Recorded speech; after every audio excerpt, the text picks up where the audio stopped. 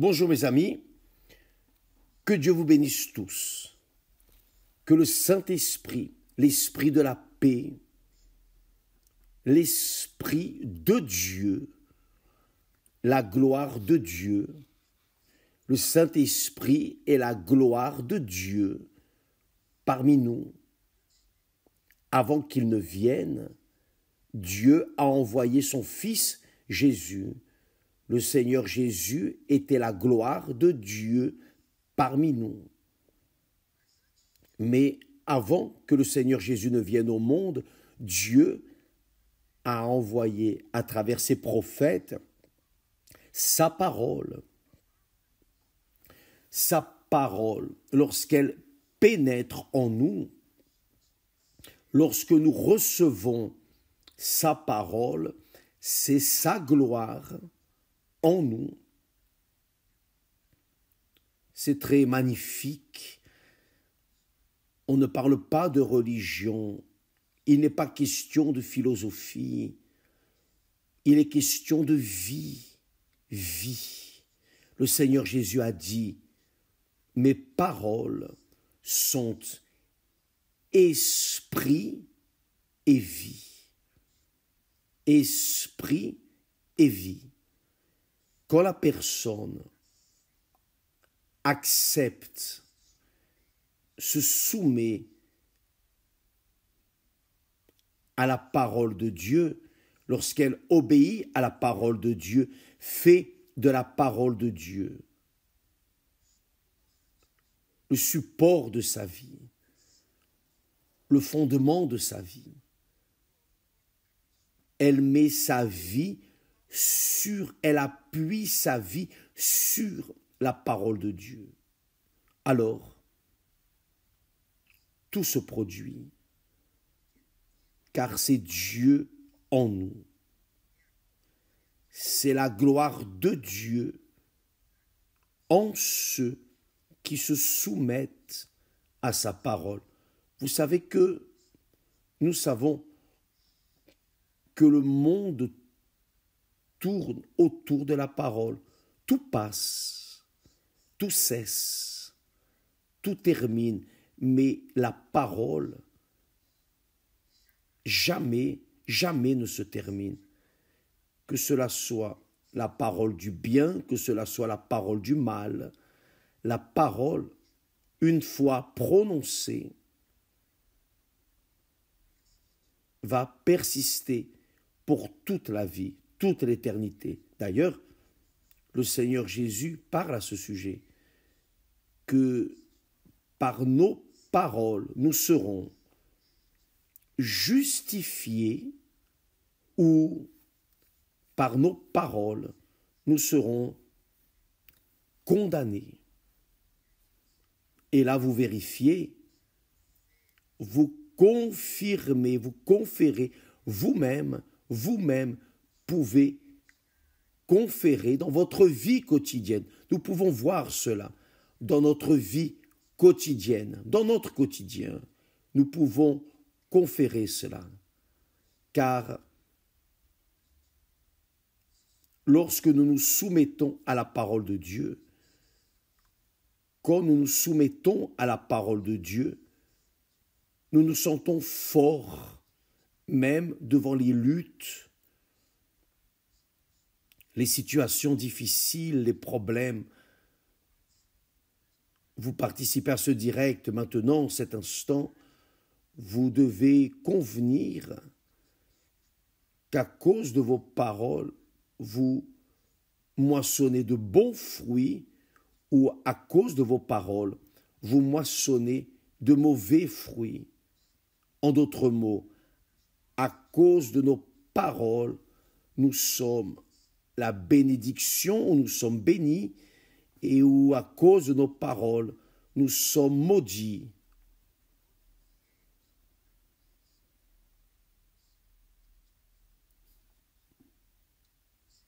Et vous vérifiez, quand une personne est toujours en train de se lamenter, de se plaindre, qu'elle est toujours en train de pleurnicher, toujours en train de confesser de mauvaises choses, vous pouvez voir c'est une personne fracassée, c'est une personne vide, pauvre, misérable du point de vue spirituel.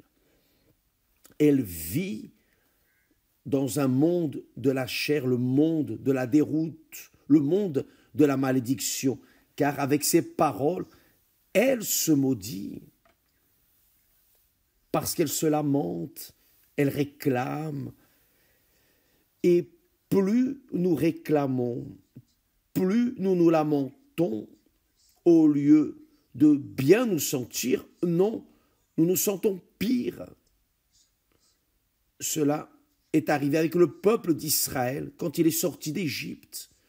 Quand il est sorti d'Égypte, quand Dieu a retiré ces millions de personnes d'Égypte où ils étaient esclaves et les a menés dans le désert, par le désert, qu'est-il arrivé? Ils se sont lamentés, ils ont réclamé.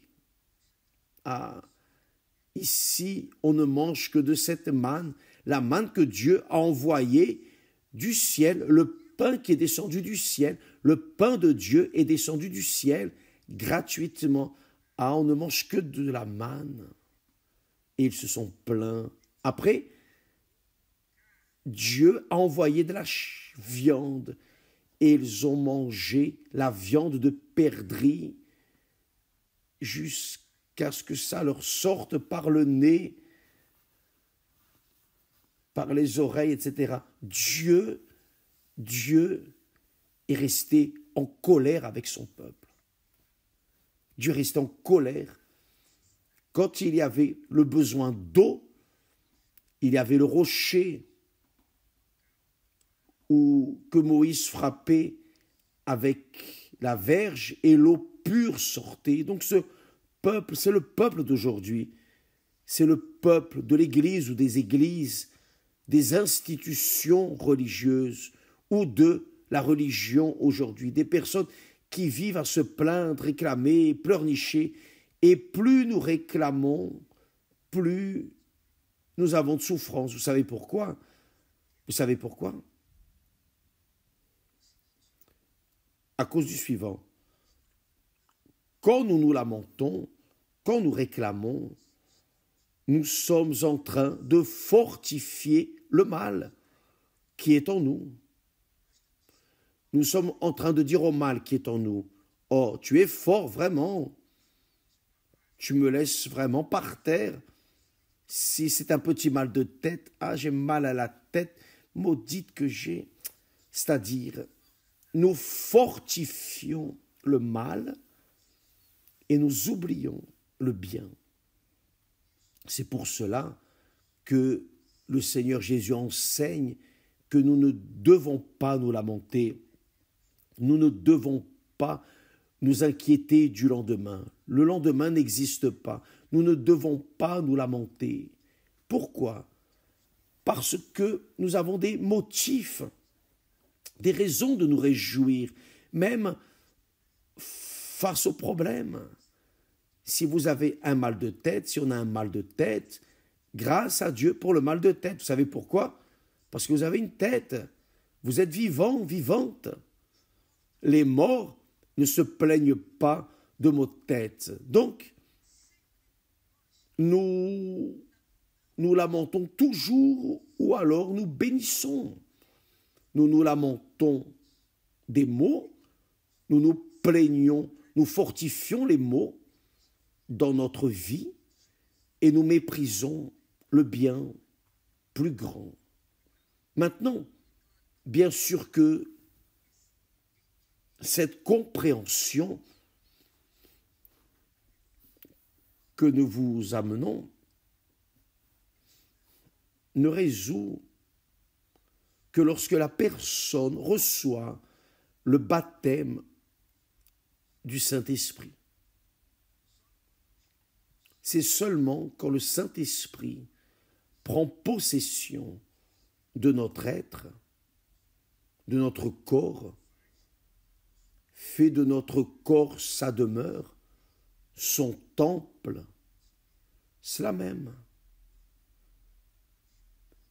Quand l'Esprit de Dieu l'Esprit qui a ressuscité le Seigneur Jésus et ressuscite chaque personne où il descend, alors la personne a cette compréhension de reconnaître la grandeur de Dieu, de reconnaître Dieu dans toutes les choses, même dans les luttes, les problèmes, les situations difficiles. Mes amis, cela n'est pas une conversation vaine, non. Cela est un fait, une réalité. Ne vous lamentez pas, ne réclamez pas. Le Seigneur Jésus est merveilleux. Mais pour que la personne puisse vivre une vie en reconnaissant Dieu, le Tout-Puissant, dans sa vie, le reconnaissant dans son intelligence, seulement avec le Saint-Esprit, la direction du Saint-Esprit, l'illumination du Saint-Esprit. C'est pour cela que le Seigneur Jésus a dit à ses disciples, « Je ne vous laisserai pas orphelins, vous ne resterez pas seuls, je vais, mais j'enverrai de la part du Père un autre consolateur. Il sera toujours avec vous et en vous, le Saint-Esprit. » Quand les disciples avaient le Seigneur Jésus, suivaient le Seigneur Jésus, les disciples n'étaient pas convertis. Ils étaient convaincus. Ils avaient le Seigneur Jésus physiquement. Là où allait le Seigneur Jésus, allaient également les disciples. Et ils ont vu les miracles du Seigneur Jésus. Ils ont entendu de la bouche du propre Dieu les paroles de vie. Mais quand le Seigneur Jésus sortait et restait seul pour prier, il restait apeuré parce que dans la présence du Seigneur Jésus, ils étaient forts comme Pierre. « Seigneur, je suis prêt à aller avec toi jusqu'à la mort. » Et le Seigneur Jésus a dit, « Oh Pierre, en vérité, je te dis que ce soir même, aujourd'hui même, tu me trahiras 3 fois avant que le coq ne chante. » Et réellement, c'est arrivé. Mais pourquoi? Parce que le Seigneur Jésus, le Fils de Dieu, est venu incarné en chair. Dieu incarné était avec eux, proche d'eux, avec eux, et leur chair ont eu l'expérience avec le Seigneur Jésus. Mais quand le Seigneur Jésus est mort, ils sont restés désorientés, ils sont restés perdus, avec la peur, effrayés, à cause de la persécution. Mais quand le Seigneur Jésus est ressuscité et a soufflé sur eux le Saint-Esprit, voilà, point. Ils ont cessé d'être lâches, ils ont cessé d'être timides, ils ont cessé d'être faibles et ont affronté même la mort à cause du Seigneur Jésus. Pourquoi? Parce que maintenant, ils n'avaient plus la présence du Seigneur Jésus physique, mais une présence du Seigneur Jésus en esprit, en eux, la gloire de Dieu en eux. Et là, ils ont affronté les lions, ils ont affronté les bêtes sauvages, ils ont affronté le monde, ils sont morts, mais ils demeurent vivants pour toute l'éternité. C'est-à-dire, la lâcheté, les lamentations, les plaintes, les disputes qu'il y avait parmi les disciples, entre les disciples, la mère de Jacques et Jean s'est approchée du Seigneur et a dit, « Maître, ordonne que dans ton royaume, un de mes fils soit à ta droite et l'autre à ta gauche. » C'est-à-dire, quand les personnes n'ont pas le Saint-Esprit, elles pensent petit, elles pensent très petit, de manière insignifiante. Et pour cela, elles souffrent, pour cela, elles sont vides, elles sont fracassées. Pourquoi? Parce qu'il leur manque la lumière divine en elles, qui est le Saint-Esprit. C'est le Saint-Esprit. Et là, vous dites, évêque, je cherche le Saint-Esprit. Je veux le Saint-Esprit. Mais jusqu'à aujourd'hui, je ne l'ai pas reçu. Vous savez pourquoi vous ne recevez pas le Saint-Esprit, mes amis? Vous savez pourquoi? Je vais vous dire la vérité. Parce que seule la vérité affranchit. Je ne veux pas vous faire sentir juste la vérité. Je veux que vous participiez à la vérité. Voyez, le Seigneur Jésus, pour me sauver, a dû donner sa vie. Donc, quand il a donné sa vie pour moi,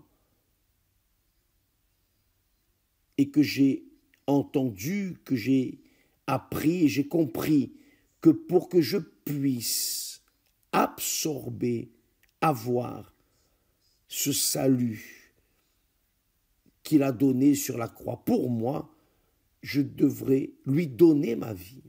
C'est ainsi. C'est une vie contre une vie. Il n'y a pas d'autre solution. Donc, quand j'ai compris cela, et bien sûr, seul le Saint-Esprit peut nous illuminer, nous donner cette direction, alors je lui ai livré ma vie. J'avais mes rêves, comme tout le monde là, jeune, j'avais mes rêves, mes projets personnels. Mais quand j'ai renoncé à mes propres rêves, à mes désirs, mes convoitises, j'ai livré toute ma vie à lui. J'ai tout livré. Maintenant, Seigneur, je ne veux même plus vivre. Si le Seigneur veut m'emmener maintenant, grâce à Dieu. Mais il a voulu que je reste vivant. Donc, j'ai dit, alors maintenant, je veux que le Seigneur m'enseigne à mener aux personnes ce que tu viens de me donner. Et c'est ce que nous faisons durant toutes ces décennies. Pourquoi?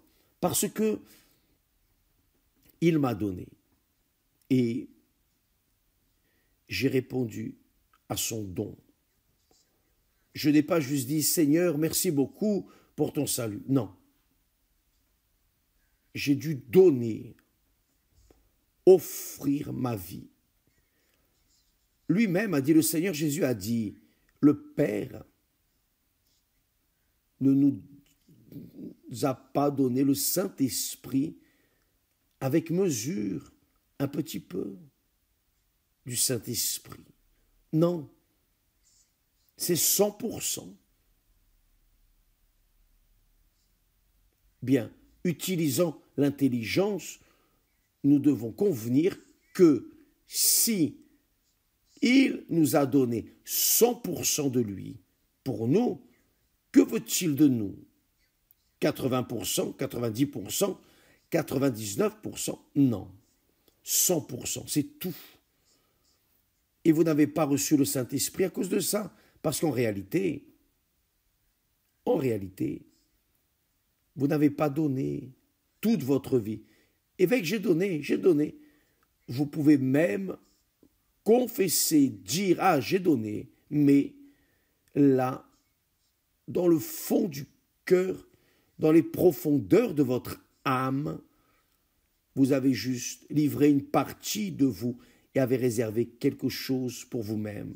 Car il est impossible, quand une personne donne sa vie au Seigneur Jésus à 100%, va sur l'autel et donne tout son être, son esprit, son âme et son corps, et assume la foi dans le Seigneur Jésus véritablement, même si la personne est abandonnée par les amis, les connaissances, même si elle est secouée par le monde, haïe, persécutée, souffrant d'injustice, même si elle doit affronter l'enfer à cause de lui, pour la personne, il n'y a pas de problème. Ce qu'il y a en moi est plus grand que tout ce que le monde me fait ou m'offre.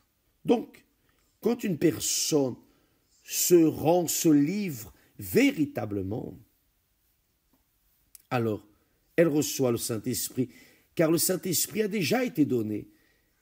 Il a déjà été donné à tous, tous. Évidemment, tous ceux qui croient. Et croire dans le Seigneur Jésus, ce n'est pas seulement un sentiment, ah, j'aime le Seigneur Jésus, il est mort. Non. La croyance, c'est un mariage. C'est une union, une alliance avec Dieu éternel. Il vous livre sa vie et vous lui livrez votre vie. C'est le mariage sacré. Le mariage sacré. Quand nous nous sommes mariés, Esther s'est donnée 100% à moi, et de la même manière, je me suis donné pour elle. Et c'est pour cela que nous sommes mariés et que nous allons continuer jusqu'à la fin. Pourquoi? Parce qu'il y a eu un pacte, une alliance, un mariage. Il y a eu un don total. Donc, j'ai dû laisser mes êtres chers. Ma mère était Dieu pour moi. J'ai dû la laisser au deuxième plan. J'ai dû laisser mes êtres chers au deuxième plan, toutes à cause de Dieu. Avec Esther, ça n'a pas été différent. J'ai dû lui donner la priorité. Après Dieu vient Esther. Ni mes enfants. Mes enfants n'ont pas non plus occupé la place de Dieu. Non, d'abord lui, car ma vie lui avait déjà été livrée. Ensuite est venue Esther, je parle pour moi. Et ensuite, les enfants. C'est-à-dire, il y a un ordre. Et cela est prouvé dans notre vie quotidienne. Donc, mes amis, peut-être que vous n'avez pas reçu le Saint-Esprit parce que vous avez quelqu'un ou quelque chose ou un projet personnel au-dessus de lui. Et là, comment pouvez-vous recevoir le Saint-Esprit? Ça ne marche pas. Ça ne marche pas. Vos dîmes, vos offrandes, vos sacrifices n'ont pas de sens, n'ont pas de valeur, tant que vous ne mettez pas toute votre vie sur l'autel. Dieu veut votre vie entière pour que sa gloire vienne faire sa demeure en vous. Dieu n'accepte pas de partager la première place avec qui que ce soit, personne. Ni époux, ni épouse, ni père, ni mère, ni enfant, ni profession, argent, monde, rien. S'il n'est pas le premier dans votre vie, il ne fera pas partie de votre vie. Et c'est pour cela que vous pensez, vous vous trompez. Ah, mais j'aime, je crois, je suis déjà allé sur l'autel. Oui, mais Dieu sait ce qu'il manque. Vous n'êtes pas allé avec un cœur entier. C'est pour cela que le Seigneur Jésus dit à ses disciples, cherchez premièrement le royaume de Dieu, c'est-à-dire la gouvernance de Dieu. Mais où est le royaume de Dieu? Le royaume de Dieu est spirituel. Et vous ne pouvez le voir, le percevoir, que lorsque vous le prioriserez dans votre vie.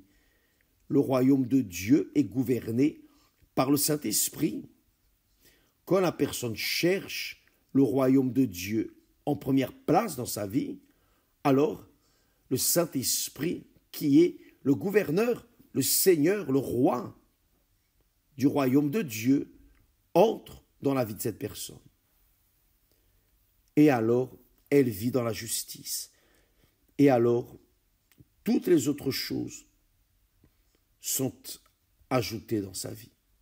C'est-à-dire, quand une personne a l'Esprit de Dieu, elle ne vit pas en train de se plaindre, réclamer, pleurnicher. Non, je vois, je peux percevoir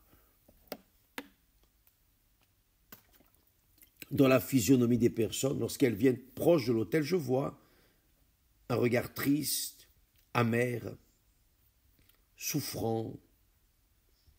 On a envie de pleurer, vraiment envie de pleurer, à cause de voir la tristesse sur le visage des personnes. Et il n'y a pas de maquillage, il n'y a pas de chirurgie esthétique, rien ne peut minimiser, ne serait-ce que ce semblant triste des yeux vides, fanés, vous savez, un regard de poisson mort et un poisson qui est déjà mort depuis quelques jours, c'est comme ça. Avez-vous déjà vu un poisson mort? Les yeux du poisson mort, ainsi sont les yeux des personnes qui n'ont pas le Saint-Esprit. Elles peuvent être belles et merveilleuses, mais l'éclat de leurs yeux ne montre ni lumière ni joie, car là, il y a une âme qui souffre. Et c'est pour cela que cette personne se lamente, réclame, pleurniche, tout pour elle est mauvais, enfin. Quand la personne n'a pas l'Esprit de Dieu, elle ne dit que des bêtises. Elle ne dit que des bêtises, car elle vit dans le royaume de ce monde. Et pour vous qui vivez dans le royaume du monde, pour entrer dans le royaume de Dieu, vous devez mourir pour le monde. Il n'y a pas d'autre solution. Vous devez mourir pour le monde, pour que le Saint-Esprit vienne vous donner la vie, vous ressusciter, pour que vous puissiez entrer et vivre dans ce royaume. C'est cela, je ne sais pas si j'arrive à m'expliquer. J'essaye de le faire. Seul le Saint-Esprit peut vous convaincre, personne d'autre. S'il ne vous parle pas, je peux rester là, jour et nuit, sans cesser, parlant, et rien n'arrivera. Mais c'est ainsi. Je comprends que, pour que vous sortiez du royaume de ce monde, pour entrer dans le royaume de Dieu, c'est votre vie entière, votre pensée, votre cœur, votre âme, votre corps, tout, la vanité, tout, les rêves, les projets personnels, tout, c'est tout contre tout. C'est là où nous utilisons ce dicton donnant, c'est tout contre tout. Peut-être que vous êtes cette personne qui donne tout au mal pour recevoir du mal, le tout qu'il a. Donc, vous n'allez recevoir que ce qui est mal. Donc, mes amis, pensez.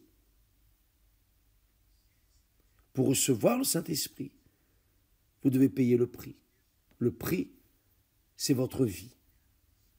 C'est votre esprit, votre âme, votre corps, tout. C'est cela. Quand la personne fait cela sur l'autel, alors le Saint-Esprit vient et fait d'elle une nouvelle créature. Là oui, la gloire de Dieu commence à vivre en elle, et là, elle ne dit plus de bêtises, elle ne se lamente pas, elle ne réclame pas, elle rend grâce à Dieu. Là oui, elle sait rendre grâce à Dieu à chaque instant. Que Dieu vous bénisse, mes amis. Et je prie, je veux cela. Mais cette bénédiction ne vient que lorsque le Saint-Esprit vient sur vous, Et là, dans votre pensée, dans les profondeurs de votre âme, il dit que la lumière soit et les ténèbres se dissipent et vient la compréhension divine dans votre tête. Que Dieu vous bénisse et à demain, au nom du Seigneur Jésus. Amen.